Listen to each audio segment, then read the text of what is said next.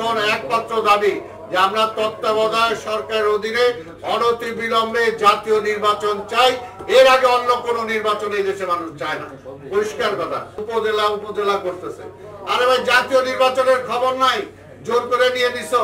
যে আজকে ভারতীয় আধিপত্যবাদের হাত থেকে যদি দেশটাকে রক্ষা করতে চাই, তাহলে রক্ষা করার উপায়টা কি? উপায়টা হলো যে আজকে আধিপত্যবাদী শক্তির পক্ষে তাদের সমর্থন নিয়ে আজকে যারা ক্ষমতায় আসছে, তারা জনগণের সমর্থন নিয়ে আসে নাই। কাজে আমাদের করতে হবে যে জনগণের সমর্থনটা নেওয়ার জন্য যে জনগণের ভোটে নির্বাচিত সরকার আমরা চাই। একটাই দাবি যে আমরা নিরপেক্ষ সরকারের অধীনে একটা ভোট চাই, এবং ভোটের জন্য আমরা এক জায়গায় যাব, বাকিগুলো পরে সব ঠিক হবে। উপস্থিত আছেন এখানে এবি পার্টির সদস্য সচিব মঞ্জু, আমাদের শফিউল আলম প্রধানের সুযোগ্য সন্তান রাশেদ, এবং এখানে ফারুক সহ ইউনুস মিদা সহ অন্যান্য নেতৃবৃন্দ, সমবেত ভাইরা, আসসালামু আলাইকুম। দীর্ঘক্ষণ আলোচনা হয়েছে, তো সবাই খুব ভালো বলছেন। আমি আর সেই সমস্ত বক্তব্য রিপিট করতে চাই না। তবে আজকে আমিও ঘৃণার সাথে বলতে চাই যে আজকে যে ঘটনাটা মধুখালীতে ঘটেছে, এটা কথাটা একটাই যে এটা তো একটা ঘটনা না। এই আওয়ামী লীগের আমলে এই ধরনের বহু ঘটনা ঘটছে, মন্দির, মসজিদ, প্যাগোডা সব জায়গায় ঘটছে। কিন্তু বিষয়টা হলো যে তবু তারা বুক ফুলায় বলে একমাত্র তারাই নাকি হিন্দুদের জন্য একমাত্র তারাই সেফগার্ড। কিন্তু দেখা গেছে যে বাংলাদেশ স্বাধীন হওয়ার আগে থেকে, স্বাধীন হওয়ার পর থেকে সবসময় এই হিন্দুদের সম্পত্তি বলি, তাদের উপর আক্রমণ বলি, তাদেরকে নিঃশেষ করার ব্যবস্থা বলি, সবকিছুই করেছে আওয়ামী লীগ। কিন্তু বর্তমানে যেটা হচ্ছে, এটা বলবো যে আমি 2 দিন আগেও বলছি যে আওয়ামী লীগ দেশে একটা গৃহযুদ্ধ লাগাতে চায়, এটা পরিষ্কার। এবং দেশে একটা গৃহযুদ্ধ লাগিয়ে এখানকার ভোলা মাঠে যাতে অন্য কেউ স্বীকার করতে পারে সেই সুযোগটা করে দিতে চায়। কারণ এই দেশের মানুষ আজকে আওয়ামী লীগকে চায় না। এই কারণে তাদের একটা ক্ষোভ আছে মানুষের উপরে, সেটা কিভাবে নিরসন করা যায় সেটার জন্য এই ধরনের পথ তারা খুঁজছে। তবে আমি বলবো যে অনেকেই বিএনপি কে দোষ দেন। বিএনপি কি করছে, এমনকি ওবায়দুল কাদেরও দেয়, হাসিনাও দেয়। বিএনপি তো বিরোধী দলের রোল প্লে করতে পারছে না, বিএনপির শক্তি নাই, বিএনপি কিছুই করতে পারছে, 50 জন নিয়ে মিছিল করতে পারে না। অর্থাৎ মিছিল কেন হয় না, এটার জন্য ওবায়দুল কাদেরের ঘুম হয় না। আবার মিছিল হওয়ার আগেই, কোথাও একটা ঢিল ছোড়ার আগেই, ককটেল তো দূরের কথা, কিন্তু মিথ্যা মামলাটা হয়ে যায়, মিথ্যা মামলা হয়ে যায়। এইগুলোর কারণটা একটাই, যে বললাম যে আওয়ামী লীগ দেশে একটা ষড়যন্ত্র করে একটা গৃহযুদ্ধ বাঁধাইতে চায়, আর বিএনপি কে একটা আন্ডারগ্রাউন্ড পার্টি, একটা সন্ত্রাসী পার্টি হিসাবে তারা এস্টাবলিশ করতে চায়। কিন্তু হাজার চেষ্টা করেও তারা সেটা পারতেছে না। কার কারণে? আগে পারে নাই খালেদা জিয়ার কারণে, আর বর্তমানে পারে না তারেক রহমানের কারণে। এই কারণে তারেক রহমানকে আর তাদের সহ্য হইতেছে না। আপনারা দেখেন, ওবায়দুল কাদেরের বক্তব্য শুনলে মনে হবে যে তাদের মূল শত্রু হলো তারেক রহমান। এইটাকে যে কোনো ভাবেই হোক শেষ করে দিতে হবে, তাহলে বিএনপিটা শেষ হয়ে যাবে।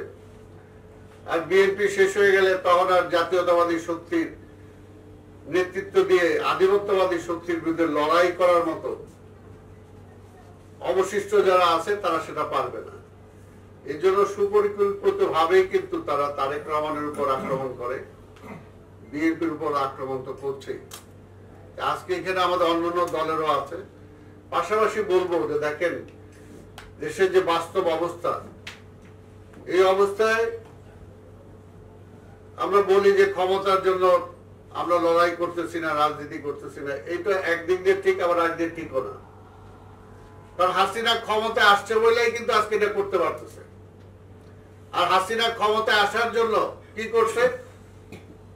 হাসিনা ক্ষমতায় আসার জন্য 111-এ সেই সময় আর্মি ব্যাক গভর্নমেন্টের সাথে সে টোটাল অ্যালায়েন্স করছে। তাদের সবকিছু বলছে যে আমাদের ক্ষমতা দাও, তোমাদের সব মাপ। অর্থাৎ সেই সময় আর্মি যে আসলো সেটা তাদের লিগেল করে দিল, ওই যত অন্যায় অবিচার করুক তার কোনো বিচার নেই, ক্ষমতাটা দরকার।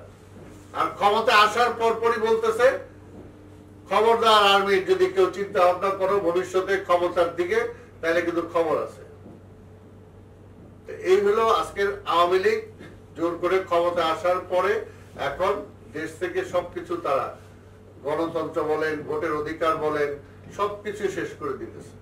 এবং এইগুলো যে শেষ করতেছে, এর মধ্যেও কিন্তু বিএনপি গত 15-18 বছর বিএনপি কিন্তু লড়াই করেই যাচ্ছে। এই পর্যন্ত বিএনপির শত শত নেতা কর্মী শহীদ হয়েছে। আজকে বিএনপির দেশনেত্রী বেগম খালেদা জিয়া, তারেক রহমান থেকে শুরু করে আজকে এখানে শামসুজ্জামান দুদু আছে, হাবিব আছে, অনেক, আমরা কে জেলে যাই নাই, কে মামলা খাই নাই, শত শত মামলা, হাজার হাজার মামলা দিয়ে তারা বিএনপি কে ঠেকানোর চেষ্টা করছে।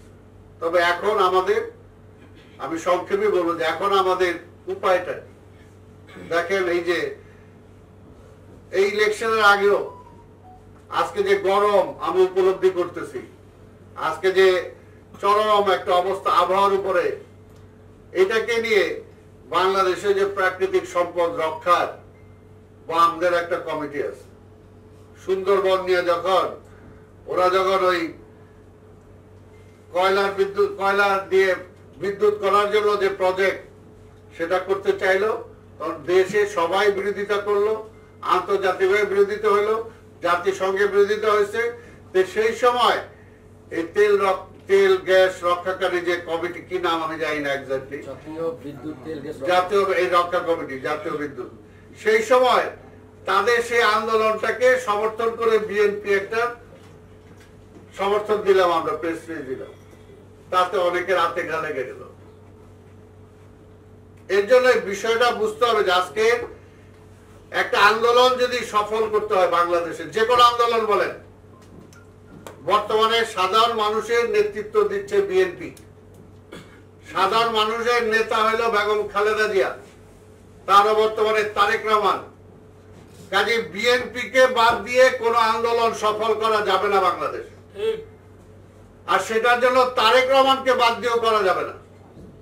আজকে যারা বলে যে তারেক রহমান দরকার নাই, বিএনপি দরকার নাই, তারা মূলত, আমি বলবো যে মূলত আজকে আধিপত্যবাদী শক্তিকে ক্ষমতায় টিকে রাখার জন্যই তারা কাজ করছে।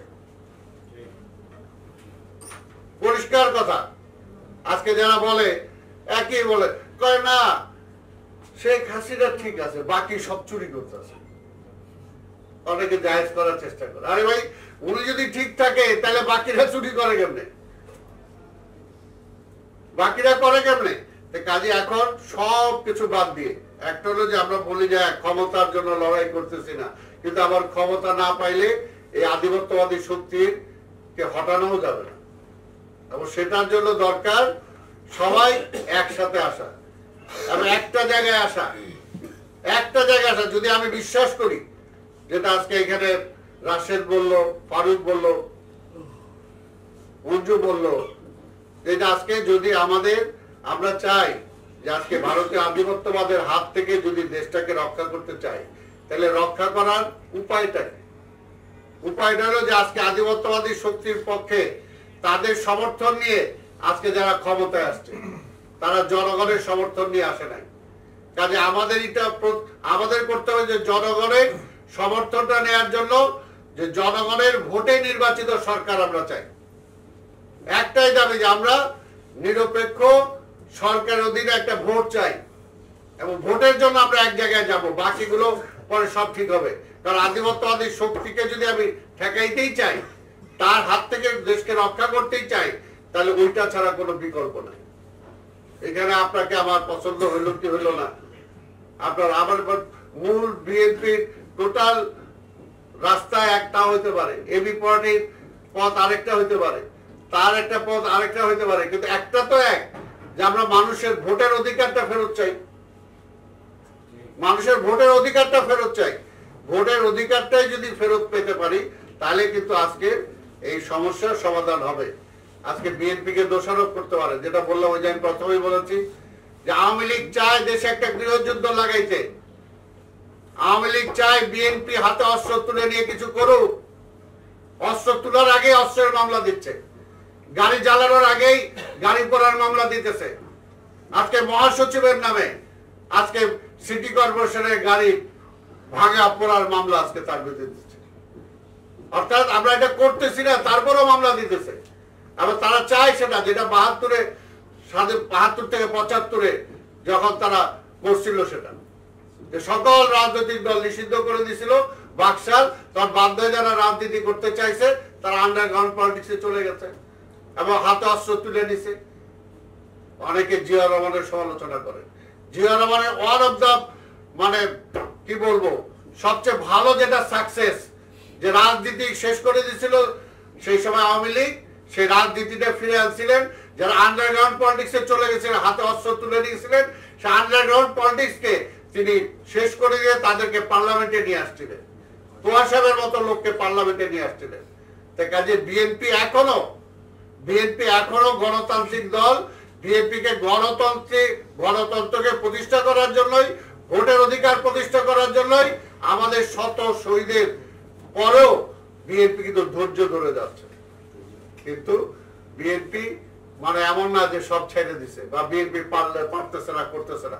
বিএনপি শত উস্কানির মুখেও গণতন্ত্রের জন্য লড়াই করছে। আর গণতন্ত্রের জন্য লড়াই বিএনপি অব্যাহত রাখবে, এই কথাটা মনে রাখবেন এবং সেখানে সবার দরকার। আজকে অন্যান্য কথা যারা বলে, আরে ভাই এই সরকার একদিকে বলে আজকে গাজায় কি হইতেছে, গাজার ঘটনার কেন্দ্র করে আজকে কয়টা আমরা বাংলাদেশে এটার জন্য আমরা কি করতে পারছি। আজকে এই সরকার একদিকে গাজার কথা বলে, আরেকদিকে ইসরায়েলের প্লেন বাংলাদেশে আসে, যেটা বাংলাদেশে এই প্রথম দেখা গেছে যে পাসপোর্ট থেকে যেটা আগে ছিল কোন অবস্থাতে ইসরায়েলের একটা সিল দেওয়া ছিল, কোনোভাবে ইসরায়েল যাওয়া যাবে না, তার জন্য ভিসাও পাওয়া যাবে না, সেটা পর্যন্ত উদ্যোগ করে দিছে। কাজে আওয়ামী লীগ হলো কমপ্লিটলি একটা মিথ্যার ব্যাসাদি করে। আজকের এই বাংলাদেশের এই অবস্থার জন্য আজকের এই হাসিনাকে যারা সহযোগিতা করছে তার মধ্যে ইসরায়েলও একটা। কাজেই আজকে আমাদেরকে এই বিষয়গুলো বুঝতে হবে, বুঝে একত্র হইতে হবে যে আমরা দেশটাকে বাঁচাইতে চাই। দেশটাকে বাঁচাইতে চাইলে আমরা এই আধিপত্যবাদী শক্তির যারা প্রতিনিধি হিসেবে বাংলাদেশের ক্ষমতায় আছে তাদের হাত থেকে দেশটাকে আমাদের রক্ষা করতে হবে। আর এই রক্ষাটা অন্য কোনো ভাবে না, রক্ষাটা হলো ভোট। আমরা একটা ভোট চাই, এই ভোটের অধিকারটা প্রতিষ্ঠা করা এবং এই ভোটের অধিকার প্রতিষ্ঠা করার জন্য সকল দল মত পথ সবাইকে একসাথে আসতে হবে যে আমরা একটা চাই, আমরা ভোটটা আমি দিতে চাই। আজকে যে ভোটের অধিকারটা তারা কাইরা নিছে সেটার থেকে আমরা চাই। আজকে দেশের কি অবস্থা, অর্থনীতির কি অবস্থা, আজকে সেদিকে খেয়াল নাই। খালি ওবায়দুল কাদের খালি ঘুরে খালি বিএনপি আর তারেক এটাকে ঠেকে। কারণ তারা জানে যে বিএনপি কে আর তারেক রহমানকে ঠেকাইতে পারলেই আধিপত্যবাদী শক্তির কাছে তারা হ্যাপি থাকতে পারবে। তারা খুশি থাকলেই সে ক্ষমতা কন্টিনিউ করতে পারবে। তো পরিষ্কার, ক্ষমতা তো জনগণ দেয় নাই। এই দেশ একটা দলের পররাষ্ট্রমন্ত্রী যখন ভারতে যায় বলে যে আমাদের ক্ষমতায় রাখার ব্যবস্থা করেন, তাদের এরপরও কি আমরা বুঝি না? বুঝার কি ইচ্ছার বাকি থাকে? তাই আমি বলবো যে আজকে বাংলাদেশে এখনো, আরে ভাই বিএনপি ছাত্র দলকে তো যাইতে দেয় না, বুঝলাম। এই যে আপনারা যারা আছেন, আরো যারা আছে, আজকে কি যে আমেরিকাকে আমরা সমালোচনা করে ইসরায়েলের ব্যাপারে, আজকে মধ্যপ্রাচ্যে কিভাবে মুসলমানদেরকে মারতেছে, অথচ সেটা আমেরিকাতে প্রসেস হচ্ছে, কানাডাতে হচ্ছে। আমেরিকার প্রত্যেকটা ইউনিভার্সিটির ছাত্ররা আজকে প্রতিবাদ করতেছে। আমার বাংলাদেশে কোন ইউনিভার্সিটিতে আমি দেখি না তো। আজকে এটা কি একা শুধু বিএনপির দায়িত্ব না, এটা সবার দায়িত্ব। কাজে আমি বক্তব্য দীর্ঘায়িত না করে বলবো যে আসেন একটা জায়গায় আমরা একত্র হই, যে আমার ভোটের অধিকার, যে ভোট আর উপজেলা করতেছে। আরে ভাই, জাতীয় নির্বাচনের খবর নাই, জোর করে নিয়ে নিছো। 28 তারিখের কথা হাবিব বলছে, আমি আর বললাম না।